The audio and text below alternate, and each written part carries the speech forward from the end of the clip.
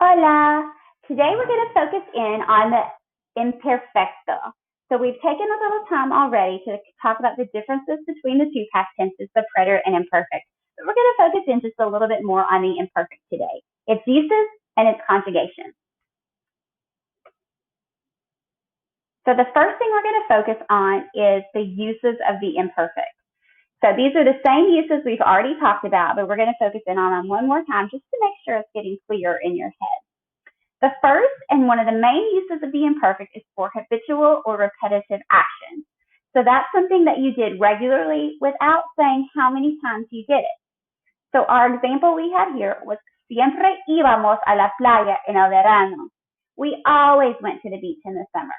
So we're focusing on the fact that we did it regularly without saying how many times we did it. Another use of the imperfect is to describe a characteristic or condition. So usually when we're describing someone or something, we're not talking about one specific moment in time, but we're just saying in general how a person or thing was. So for example, la chica era muy bonita. The girl was very pretty. We're not talking about one specific minute that she was pretty. We're just saying in general she was pretty. The next example, los estudiantes estaban sentados. The students were seated. We don't know how long. We're just talking about their condition. Other conditions you can use here could be weather. They could be feelings, like she was sick. Any kind of condition can be used with the imperfect. Another big use of the imperfect is actions in progress. That's when you're saying what someone was doing. So when we use the imperfect for this, we don't need a word for was. We can just use the imperfect, and we're getting the point across that someone was doing something. So our example here, hablábamos cuando mi madre me llamó. We were talking when my mom called me. So we don't need a word for was here. Just the way we've used hablábamos tells us that we were talking. So it's an action that was in progress. Here's a big one. The imperfect describes something someone used to do. And as I've said a few times already, this is one of those places that when we use that online translator, especially Google Translate, we can tend to mess this one up. We don't need a special word for used to. However, if you are Google translating, it will give you a word for used to. That's not the way we want to do that. Instead, we want to take that verb, we want to put it in the imperfect, and now we're getting the idea that somebody used to do something. So, de niña, yo coleccionaba tarjetas de Pokemon. As a child, I used to collect Pokemon cards. So you could say I collected, I used to collect. Either way, it's the same idea of something someone used to do without using that word. The trickier one, in my opinion, is telling time or age. So we always use the imperfect when we're telling what time it was or how old someone was. The only time we use the preterite with age is if we want to say someone turned a certain age. So, yo tenía 5 años cuando empecé la escuela. I was 5 years old when I started school.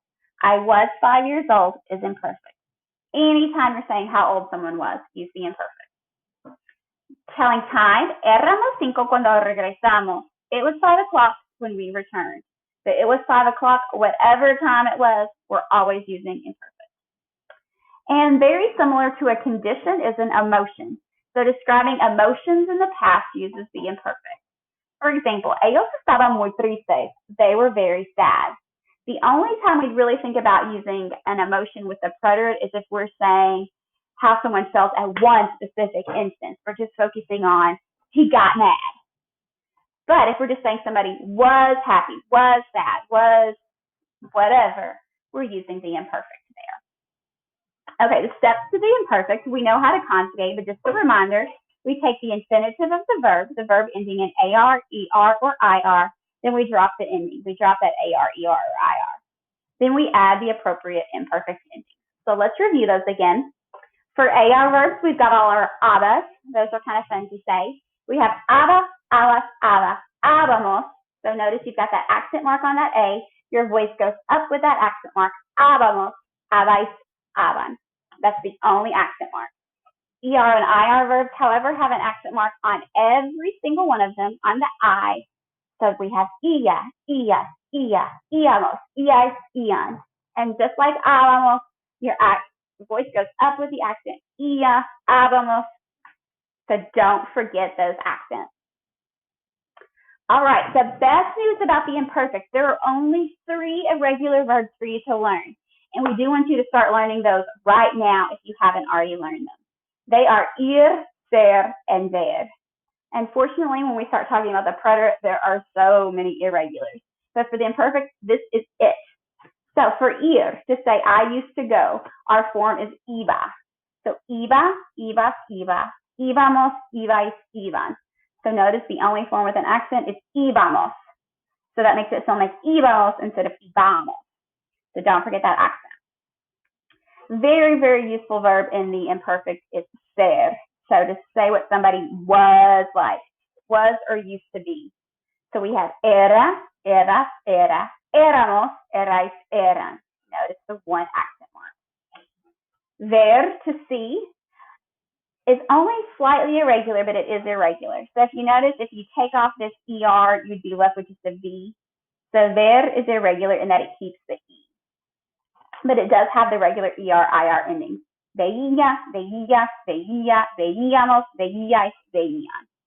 So start memorizing those right now if you haven't. Make yourself some flashcards of them. Do something to start memorizing those words.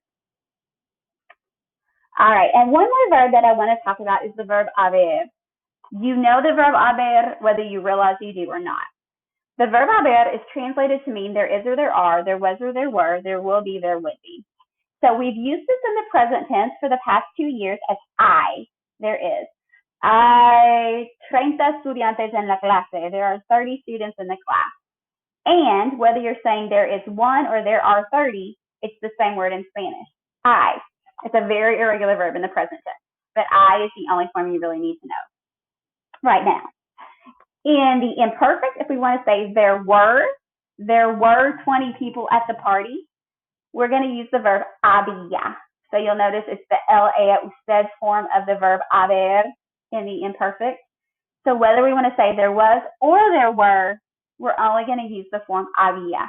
Había 20 personas en la fiesta. There were 20 people at the party. So that's a very, very, very useful verb. We're going to learn it in all the different tenses this year to say there is, there was, there will be, there would be. So anytime we start talking about a new tense, we're going to talk about the verb haber and how you can use it. All right, so that is your review of the imperfect. So let's head on back over to Canvas so you can do some work with it.